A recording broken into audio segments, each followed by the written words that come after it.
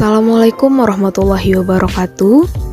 Kami dari kelompok 1 yang beranggotakan pertama Fadila Eka Putri, kedua Mutia Anggraini, ketiga Rahmiati Eka Putri, dan yang keempat Amelia Seftifarani.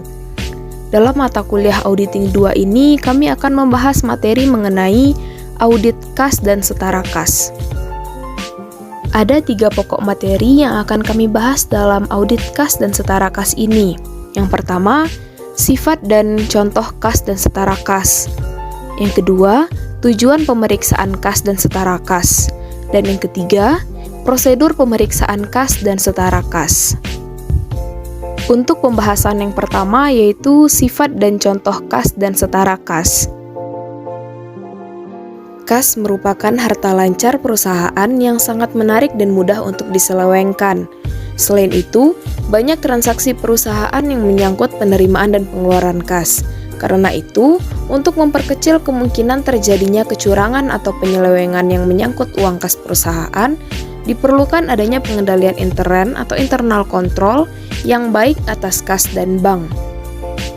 Setara kas atau cash equivalent adalah investasi yang sifatnya sangat liquid, berjangka pendek, dan yang dengan cepat dapat dijadikan kas dalam jumlah tertentu tanpa menghadapi resiko perubahan nilai yang signifikan. Setara kas dimiliki untuk memenuhi komitmen kas jangka pendek, bukan untuk investasi atau tujuan lain. Untuk memenuhi persyaratan setara kas, investasi harus segera dapat diubah menjadi kas dalam jumlah yang telah diketahui tanpa menghadapi resiko perubahan nilai yang signifikan. Menurut Standar Akuntansi Keuangan tahun 1994, yang dimaksud dengan kas adalah alat pembayaran yang siap dan bebas dipergunakan untuk membiayai kegiatan umum perusahaan. Yang dimaksud dengan bank adalah sisa rekening giro perusahaan yang dapat dipergunakan secara bebas untuk membiayai kegiatan umum perusahaan.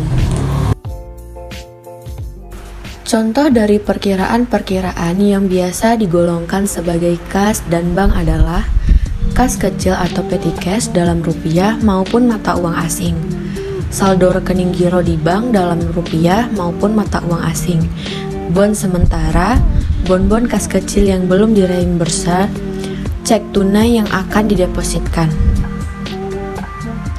Contoh yang tidak dapat digolongkan sebagai bagian dari kas dan bank pada neraca adalah: pertama, deposito berjangka atau time deposit yang jatuh tempo lebih dari 3 bulan.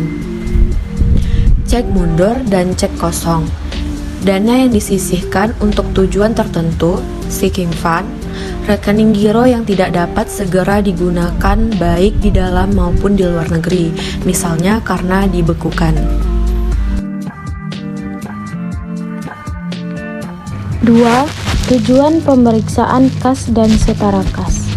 Adapun tujuan pemeriksaan kas dan setara kas antara lain: yang pertama, untuk memeriksa apakah terdapat internal kontrol yang cukup baik atas kas dan setara kas serta transaksi penerimaan dan pengeluaran kas dan bank. Yang kedua, untuk memeriksa apakah saldo kas dan setara kas yang ada di neraca pertanggal neraca betul-betul ada dan dimiliki perusahaan, atau existence. Yang ketiga, untuk memeriksa apakah ada pembatasan untuk penggunaan saldo kas dan setara kas. Yang keempat, untuk memeriksa seandainya ada saldo kas dan setara kas dalam valuta asing, apakah saldo tersebut dikonversikan ke dalam rupiah dengan menggunakan kurs tengah BI pada tanggal neraca dan apakah selisih kurs yang terjadi sudah dibebankan atau dikreditkan ke laba rugi tahun berjalan. Yang kelima, untuk memeriksa apakah penyajian di neraca sesuai dengan prinsip akuntansi yang berlaku umum di Indonesia, atau presentation dan disclosure. Menurut SAK, yang pertama, kas dan setara kas disajikan di neraca sebagai harta lancar atau current asset. Selanjutnya, kas dan setara kas penggunaannya dibatasi dapat dimasukkan dalam aktivitas lancar hanya jika pembatasan tersebut dilakukan untuk menyisihkan dana untuk melunasi kewajiban jangka pendek atau jika pembatasan tersebut hanya berlaku selama 1 tahun. Yang ketiga, saldo kredit pada perkiraan bank disajikan pada kelompok kewajiban sebagai kewajiban jangka pendek. Selanjutnya, prosedur pemeriksaan kas dan setara kas.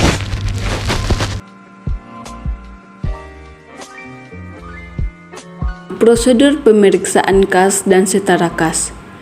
Prosedur pertama yaitu pahami dan evaluasi internal control atas kas dan setara kas serta transaksi penerimaan dan pengeluaran kas dan bank. Prosedur yang kedua, buat top schedule kas dan setara kas per tanggal neraca, misalnya per 31 Desember 2001, atau kalau belum selesai boleh per 30 November 2001. Penambahan mutasi akan diperiksa kemudian, apakah ada hal yang di luar kebiasaan atau tidak. Kemudian prosedur yang ketiga adalah lakukan kas akun atau perhitungan fisik uang kas per tanggal neraca. Bisa juga sebelum atau sesudah tanggal neraca. Kemudian, prosedur yang keempat adalah kirim konfirmasi atau dapatkan pernyataan saldo dari kasir dalam hal tidak dilakukan cash of name. Prosedur yang kelima adalah kirim konfirmasi untuk seluruh rekening bank yang dimiliki oleh perusahaan. Dan prosedur yang keenam adalah meminta rekonsiliasi bank per tanggal neraca, misalnya per 31 Desember 2002. Kalau terpaksa karena belum selesai, yang Desember dapat diminta per 31 November 2002. Dan prosedur yang ketujuh adalah lakukan pemeriksaan atas rekonsiliasi bank tersebut. Dan prosedur yang kedelapan, review jawaban konfirmasi dari bank, notulen rapat, dan perjanjian kredit untuk mengetahui apakah ada pembatasan dari rekening bank yang dimiliki perusahaan.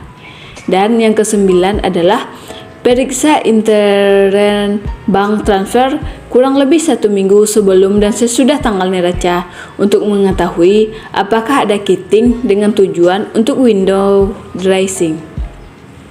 Prosedur yang ke-10, periksa transaksi kas sesudah tanggal neraca sampai mendekati tanggal selesainya pemeriksaan lapangan.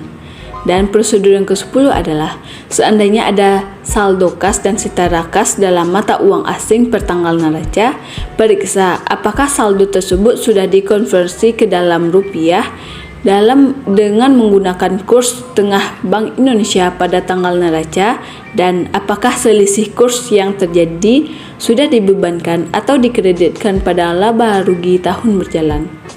Sedangkan prosedur yang ke-12, periksa apakah penyajian kas dan setara kas di neraca dan catatan atas laporan keuangan sesuai dengan prinsip-prinsip akuntansi yang berlaku di Indonesia.